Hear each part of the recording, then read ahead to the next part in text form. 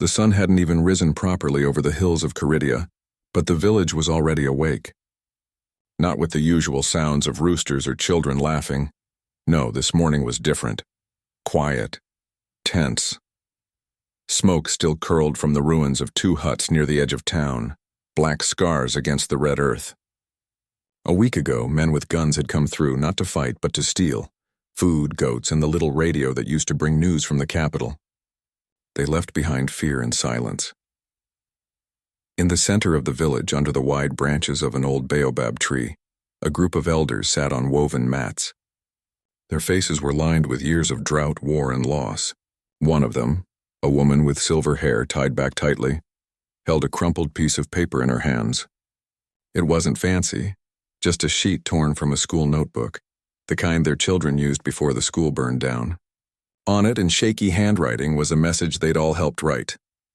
To the world, we are still here. Our children are hungry. The sick have no medicine. The roads are not safe. Please send help. Send heroes. They didn't ask for armies. They didn't ask for weapons, just help. Just someone who would see them, hear them, and care enough to act. That letter, folded carefully and sealed with wax made from beeswax and hope, was handed to a young man who'd once been a teacher before the war took his classroom. He walked for 2 days through forest paths and dried-up riverbeds until he reached the nearest town, with a working post office and a satellite phone. There, with shaking hands, he read the letter aloud to a foreign aid worker who happened to be passing through. The aid worker recorded it, translated it, and sent it out into the world. Within days, the story spread.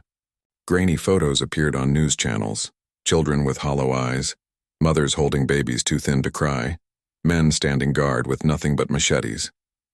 A famous singer talked about Caridia during a concert. Students in faraway countries held candlelight vigils. Politicians made speeches about never again and our shared humanity.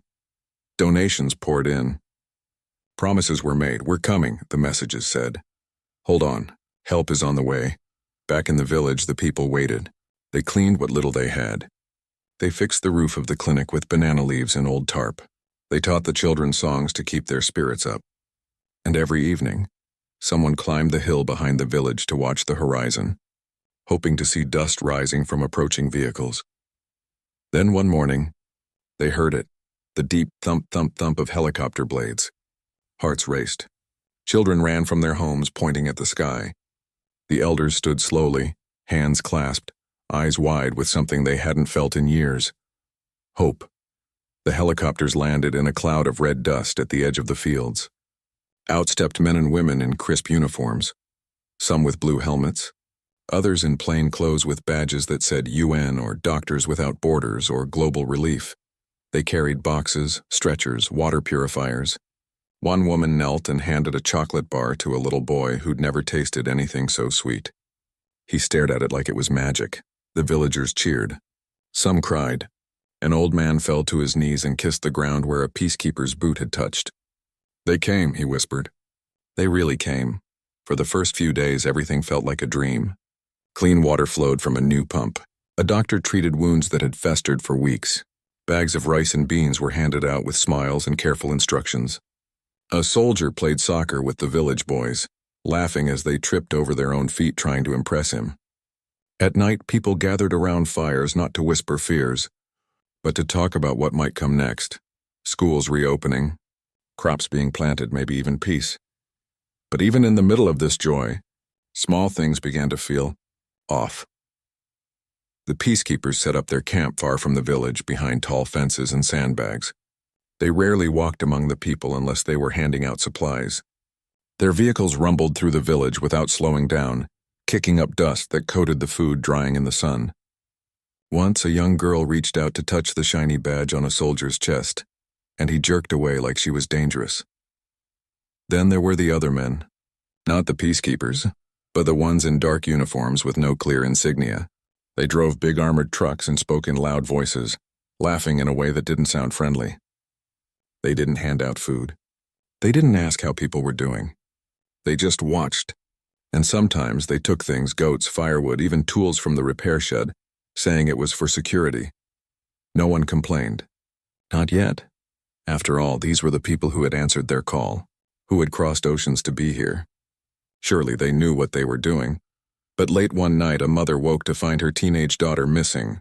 The girl had gone to fetch water from the well near the edge of the camp. She never came back. The mother ran to the gate, pounding on it, screaming her daughter's name. A guard peered out, told her to go home, and shut the gate without another word. The next morning, the girl returned, barefoot, her clothes torn, her eyes empty. She wouldn't speak, wouldn't eat. When the village nurse tried to examine her, she flinched like she'd been burned. No one from the international camp came to ask what happened. No apology, no explanation, just silence. Still, the villagers held on to hope. Maybe it was a mistake, maybe one bad person among many good ones. They told themselves that heroes aren't perfect, but they try. They protect. They care.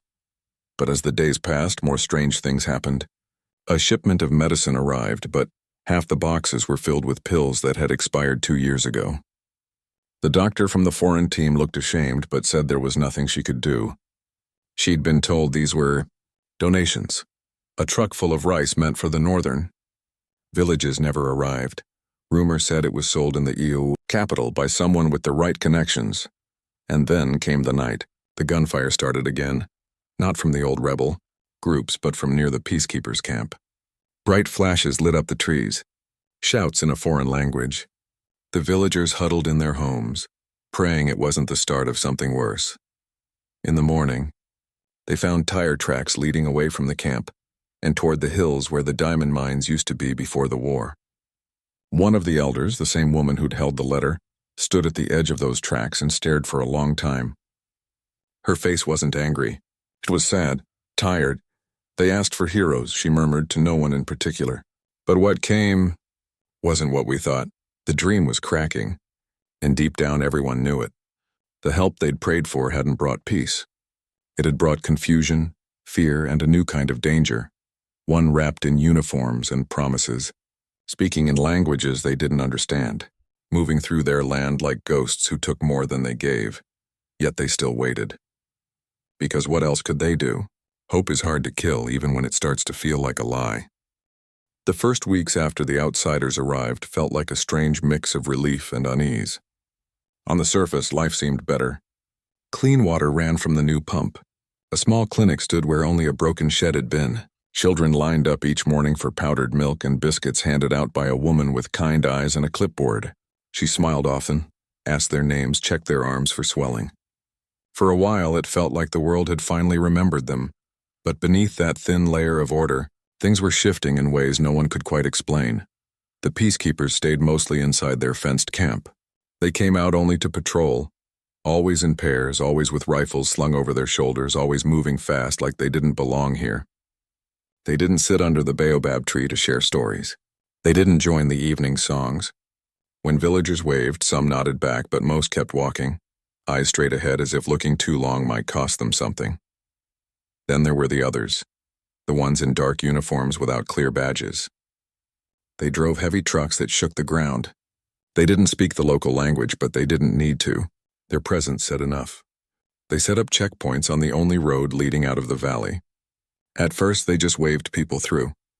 But soon they started demanding fees for passage, goats, sacks of corn, even wedding rings. If someone refused, they were turned back. No explanation, no appeal. The villagers didn't complain out loud. Who could they complain to? These men wore radios, carried sidearms, and moved like they owned the land. And besides, they were part of the same group that brought medicine and food, weren't they? Maybe this was just how help worked in the modern world. But doubt began to grow like weeds in an untended field. One afternoon, a group of boys playing near the edge of the forest saw something that made them run home without looking back. 2 of the dark uniformed men were meeting with men from a known militia, the same group that had burned villages 2 years before. They weren't fighting. They were talking, laughing even. And when they parted, one of the outsiders handed over a sealed metal case. The boys told their parents told the elders.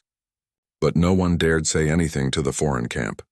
What if they were wrong? What if speaking up made things worse? Meanwhile, the doctor, the one who gave out medicine and checked children's eyes, started looking tired. Her smile didn't reach her eyes anymore. One evening, she sat alone near the water pump, staring at the ground. A village woman brought her a cup of sweet tea, the kind they made for guests. The doctor accepted it with a quiet thank you, then whispered almost to herself, "I didn't know it would be like this." The woman didn't ask what she meant. She didn't need to. They both knew. Supplies began to run low, not because they weren't coming, but because they weren't reaching the people. Bags of rice disappeared before distribution day. Boxes of antibiotics vanished from the clinic storeroom. The doctor reported it, but nothing changed. She was told to work with what you have. So she did. She stretched doses. She reused gloves. She stayed up late stitching wounds by flashlight because the generator was needed elsewhere. Then came the day the trucks arrived with fresh aid, big white vehicles with bold red logos. The whole village gathered, hopeful. But instead of unloading in the square, the drivers went straight to the fenced camp. Hours later, villagers saw crates being carried into the outsiders' tents, not the clinic, not the food shed, but the private quarters. That night, someone overheard two of the dark uniformed men arguing near the fence. One said, "We're not here to feed them. We're here to secure the route." The other laughed. "Let them think we're saints. As long as the stones keep moving, nobody cares." "Stones?" a villager whispered to his neighbor later. "What stones?" Word spread quietly. The hills to the east still held diamonds. Not many, but enough. And someone, maybe the outsiders, maybe the old warlords, maybe both, was digging again. The realization hit like a cold wind. This wasn't just a rescue mission. It was a business. Still, the villagers held on. Maybe not all of them were like that. Maybe the ones handing out food were different from the ones making deals in the shadows. They clung to that idea because the alternative was too heavy to carry. But then came the incident with the farmer. Old man Kofi had the best yam patch in the valley. He'd replanted it 3 times after raids, each time with less hope. This season, the rains came just right. His yams were plump, golden, ready to feed his grandchildren through the dry months. One morning, he found tire tracks crushing half his field. And standing in the middle of the wreckage was one of the dark uniformed men, barking into a radio. Kofi ran to him, not with anger at first, but with confusion. "This is my land," he said gently. "My family eats from this." The man didn't look at him, just pointed to a piece of paper and said, "Authorized zone, move." "But I've farmed here for 40 years. That's when the man turned, eyes hard. "You don't own anything here anymore. Understand?" Kofi didn't move fast enough. 2 other men grabbed him, shoved him to the ground. His granddaughter watched from the path, frozen in terror. They left him there in the mud beside his ruined crop. No one came to apologize. No one offered help replanting. The next day, a sign went up at the edge of the field. Restricted area, no trespassing. That night, the village didn't sing. They sat in silence, listening to the distant hum of generators from the camp. Generators that never powered their homes, never cooled their sick, never lit their paths. The woman who'd written the original letter sat by her fire, staring into the flames.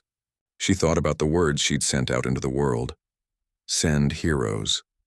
She'd imagined people who would stand with them, not above them. People who would listen, not command. People who would leave the land better than they found it. Instead, they'd brought a new kind of war. One without uniforms on both sides. One fought with contracts and silence and the slow erosion of trust. Yet even now, a part of her hoped. Maybe tomorrow would be different. Maybe someone in charge would finally see what was happening and fix it. But deep down, she knew the truth. Heroes don't build fences between themselves and the people they're supposed to save. Heroes don't take more than they give.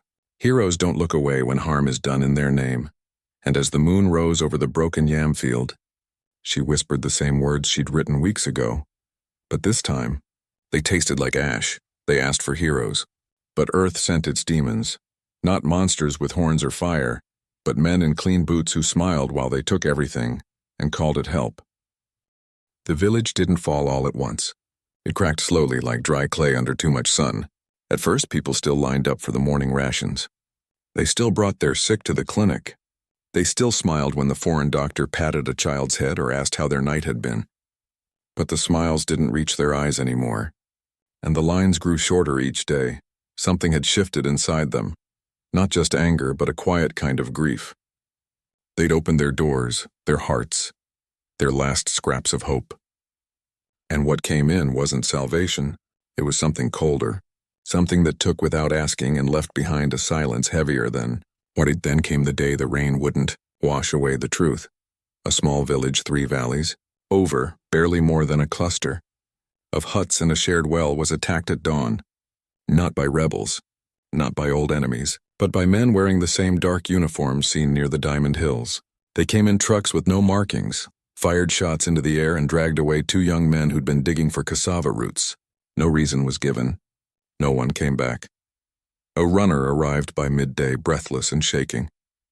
He told the elders what happened. Everyone knew those uniforms. Everyone knew who camped just miles away with radios, weapons, and permission to maintain order. This time the villagers didn't whisper. They gathered under the baobab tree, voices low but firm. "We trusted them," one man said. "We gave them our water, our space, our silence. And they bring violence to our neighbors?" The woman who'd written the original plea stood up. Her hands trembled, but her voice didn't. "We must tell someone. Not them, the ones above them. The ones who sent them, but who would listen." Letters took weeks. Radios rarely worked. And the only satellite phone in the district was locked inside the outsiders' camp, guarded like gold. Still, they tried. A young teacher, the one who'd once carried their letter to the post office, volunteered to walk to the nearest town, 2 days' journey, where an international journalist was rumored to be staying. He left at sunrise with nothing but a sack of dried fruit and a folded note written in 3 languages. While he was gone, tension thickened the air. The peacekeepers' patrols grew fewer. The dark uniformed men grew bolder. One afternoon, they blocked the main path to the river and demanded every woman show permission papers just to fetch water. When the women protested, gently, respectfully, they were turned away. For 2 days, the village boiled dirty water, knowing it could make their children sick. The doctor saw it all. She argued with her own team, demanded answers, threatened to report what she saw. One evening, she was called into a meeting inside the main tent. She came out pale, her hands clenched. The next morning, she handed out medicine with the same calm face, but her eyes were hollow, like she'd lost something she couldn't name. Then the teacher returned. He didn't come alone. Behind him walked a woman with a notebook and a small camera, her clothes dusty from the road.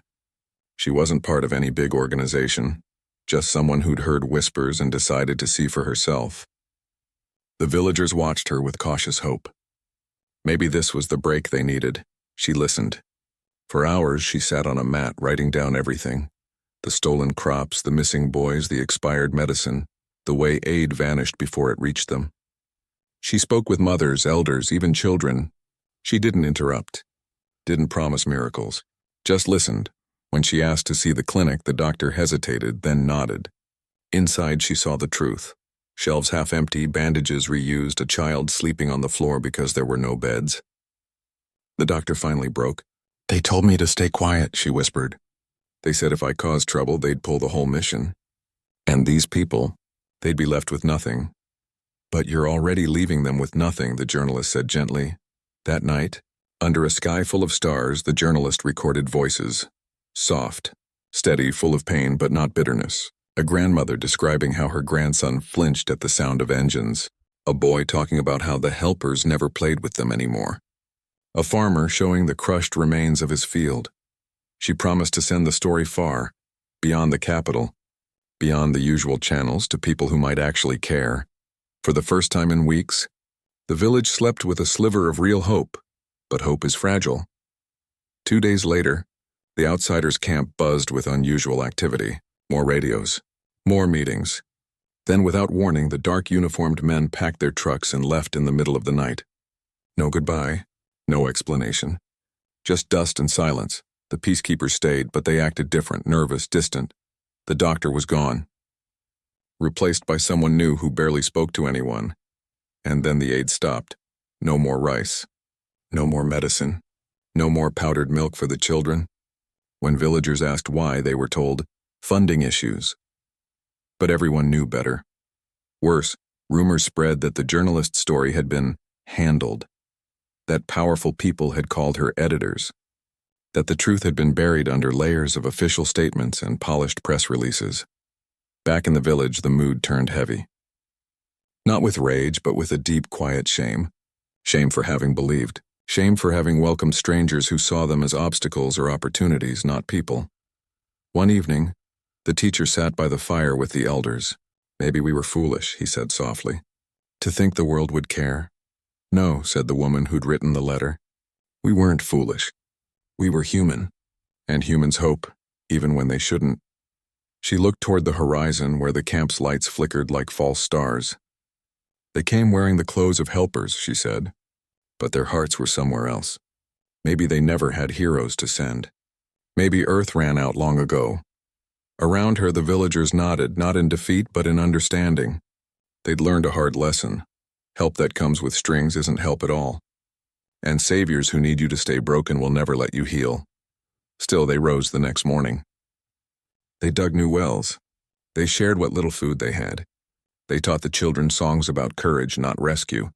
Because if no one was coming to save them, then they would save each other. And in that quiet act of stubborn kindness, of choosing to care when the world looked away, they became the heroes they'd been waiting for all along. The silence after the outsiders pulled back was louder than any gunfire. No more trucks rumbling at dawn, no more radios crackling in the distance, no more promises whispered through loudspeakers. Just the wind through the dry grass, the cry of a hawk overhead, and the slow, steady rhythm of people trying to rebuild what had been broken, not just by war, but by betrayal. At first, many feared the worst. Without medicine, would the sick die? Without food aid, would the children weaken? But something unexpected happened. The village didn't collapse. It tightened, like a fist closing around something precious. Neighbors began sharing what little they had. Half a sack of millet, a few eggs, a pot of herbal tea for fever. The old midwife, who'd delivered babies long before the clinic existed, set up a small shelter under a thatched roof and treated wounds with honey, neem leaves, and clean cloth boiled in fire-heated water. Children gathered wild greens and berries, learning from their grandparents which plants healed and which harmed. Life didn't get easier, but it became theirs again. Still, the wound of what happened ran deep. And not everyone healed the same way. One man, who'd once welcomed the peacekeepers with open arms, now walked the hills alone for hours, staring at the empty road where the trucks used to come. He didn't speak much anymore. When asked how he was, he'd just shake his head and say, "I believed too hard." Others were angrier. They wanted to march to the capital, to shout at the world until someone listened. But the elders gently reminded them, shouting into a storm doesn't stop the rain. Sometimes the strongest thing you can do is plant seeds in the mud and wait. Then months later news came, not from helicopters or radios, but from a traveler on foot. The journalist who'd visited had published her story after all. Not on the front page of a big newspaper, but online in places where people who cared about truth still gathered. She'd included voices, photos, even documents showing how aid meant for villages like theirs had been rerouted, sold, or dumped. The story didn't cause a global uproar. No armies marched. No new aid convoys rolled in. But it did something quieter, deeper. It reached people who refused to look away. A small group of doctors from another country, working independently, began sending medical supplies through local networks. No logos, no cameras, just boxes of real medicine that arrived wrapped in plain cloth. A teacher from a neighboring region started sending books and pencils, hidden in sacks of grain. Even a few former aid workers, ashamed of what they'd seen but couldn't stop, sent handwritten letters of apology and support. It wasn't grand. It wasn't fast. But it was real. And then, one rainy afternoon, a letter arrived, not for the whole village, but for the woman who'd written the original plea. It came through a chain of messengers, folded inside a child's drawing of a sun and a tree. The letter was short.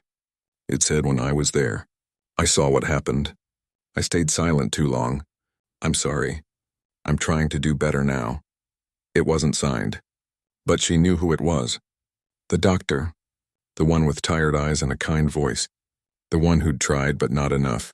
She didn't show the letter to anyone. She just held it for a long time, then tucked it into the pocket of her dress close to her heart, not as proof of guilt, but as proof that even broken people can choose to mend. Meanwhile, the young teacher, the one who'd walked for days to find help, began doing something new. Instead of waiting for the world to send heroes, he started teaching the children not just how to read and write, but how to ask questions. Why did they come? He'd ask. What is real hope? How do we protect our home without losing our kindness? The children listened. They argued. They drew maps of their land, labeled the wells, the farms, the safe paths. They weren't being trained to fight, but to remember. To know their worth. To never again mistake noise for care or uniforms for safety. One day a stranger arrived, not with a truck or a camera, but on foot, carrying only a small bag. He said he was a farmer from a region that had gone through something similar years ago. He didn't offer aid.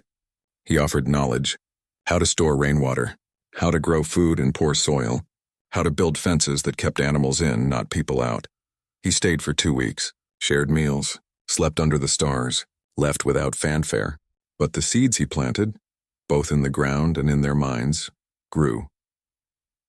Back in the capital, far away, officials gave speeches about lessons learned and improved protocols.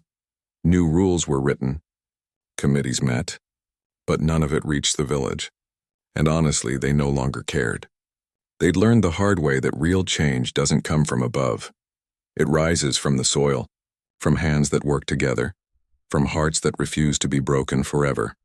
Still, the memory of those days lingered like smoke after a fire. When a helicopter passed overhead, even a medical one, the children would freeze for a second before remembering it wasn't them. When a stranger approached, eyes flickered with caution before softening into welcome. Trust, once shattered, doesn't glue back the same way. But that was okay, because they'd discovered something more powerful than blind trust: wise care. The kind that opens the door but keeps one hand on the latch. The kind that helps without owning, gives without controlling. One evening, as the sun painted the sky in gold and purple, the villagers gathered not to mourn, but to celebrate. A new well had been dug. A small garden was thriving. 3 babies had been born healthy that month, without outside help but with strong hands and steady love. There were no speeches, no cameras, just laughter, shared food, and songs that had been silent for too long. And as the fire crackled and stars blinked awake, the woman who'd once sent a letter to the world looked around at her people, not saved, not rescued, but standing, breathing, choosing every day to keep going. She smiled, not because the pain was gone, but because they'd found their own light. The world hadn't sent heroes, but they'd become enough for each other. And sometimes, that's the truest kind of courage there is. Years passed. The road that once shook under heavy trucks was now soft with dust and footprints. The fenced camp where the outsiders had stayed was empty. Its walls half collapsed, its watchtowers rusted, its gates hanging open like a mouth that had forgotten how to speak. Grass grew through the cracks in the concrete. Birds nested in the old radio towers. Time, as it always does, kept moving. The village didn't forget, but it healed. Not by erasing the past, but by weaving it into something new. Children who once hid when engines roared now ran toward the sound of motorbikes. Not with fear, but curiosity. They knew the difference between those who came to take and those who came to trade. A small market had sprung up near the old well, where farmers sold yams, peppers, and handmade soap. Sometimes travelers stopped. Real ones, not soldiers or contractors, just people passing through with stories to share and goods to barter. They were welcomed but watched. Not with suspicion, but with the quiet wisdom of those who'd learned the cost of blind trust. The young teacher was older now, his hair streaked with gray, but his eyes still bright. He'd turned the old schoolhouse, rebuilt with mud bricks and a tin roof, into more than a place for reading and math. Here children learned about their land, their rights, their history. They studied maps not just of rivers and roads, but of promises broken and promises kept.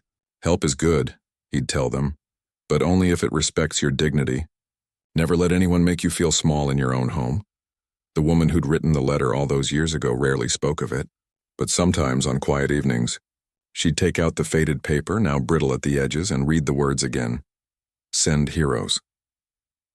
She'd smile faintly, not with bitterness, but with the kind of peace that comes after surviving something you never thought you would. She'd seen too much to believe in saviors from afar, but she'd also seen something stronger. Her people rising not because someone lifted them, but because they chose to stand together. News from the outside world still trickled in, slowly, through radios, travelers, or the occasional phone signal in the hills. They heard about new missions in other lands, new promises made to other villages. Sometimes the same faces appeared on screens: generals, aid directors, smiling politicians talking about peace, progress, and partnership. The villagers would listen, then look at each other and nod. They knew the script by heart now. Once a foreign journalist came again, different from the first, younger, eager. She asked if they still needed help. The elders invited her to sit, offered her tea, and spoke plainly. "We don't need saving," one said. "We need respect. If you want to help, listen first. Don't assume you know what's best for us." She stayed for 3 days. Didn't take photos without asking. Didn't promise anything she couldn't deliver. When she left, she carried not a story of victims, but of resilience. And this time her article didn't go viral, but it reached the right eyes. A few small grants came later, sent directly to the village council with no strings, no logos, just support for the school and the clinic they'd built themselves. The clinic now stood strong, run by a local nurse who'd trained in the capital and returned home, not because she had to, but because she wanted to. She used both modern medicine and traditional remedies, blending knowledge like her grandmother taught her. No expired pills, no missing supplies, just care, given with steady hands and clear eyes. And the mural, the one painted long ago on the side of the old storage shed, was still there. But it had changed. The original image of blue-helmeted figures with angel wings had faded. In its place, new hands had added something different. Villagers standing shoulder to shoulder holding tools, books, and seeds. Above them, simple words in their own language. "We grow our own light." One afternoon, a group of schoolchildren sat under the baobab tree, sketching in notebooks. A foreign student, part of a small respectful exchange program, asked one of them, "Do you ever wish things had gone differently? That real heroes had come?" The child looked up, pencil in hand, and thought for a moment. Then said, "Heroes don't come from far away. They're the ones who stay, who plant, who protect. My grandmother is a hero. My teacher is a hero. I want to be one too." The student had no reply, just a quiet nod. Years later, when the world faced another crisis, another war, another flood, another cry for help from a distant land, some of those children were grown. One became a nurse. One became a farmer who taught drought-resistant crops. One even traveled to speak at a conference, not to beg, but to share what they'd learned. That true aid begins with listening, not landing. And back in the village, life went on. Not perfect, not easy, but theirs. The woman who'd once sent a letter to the sky now sat most evenings on a low stool near her garden, watching the sunset paint the hills in soft orange. Tourists sometimes passed by now, drawn by stories of a place that rebuilt itself without waiting for permission. They'd ask her what happened all those years ago. She'd offer them water, then say simply, "We asked for heroes, but Earth sent its demons, so we learned to be our own light." She never said it with anger, never with pride. Just truth, quiet, clear, and worn smooth by time. And in that truth there was no blame, only lesson. No fantasy, only fact. No waiting for rescue, only the daily, beautiful act of choosing to care for each other, day after day, even when the world looks away. Because in the end, the greatest heroes aren't the ones who arrive in helicopters. They're the ones who stay in the dust, plant seeds in broken ground, and believe, quietly, stubbornly, that tomorrow can still be kind.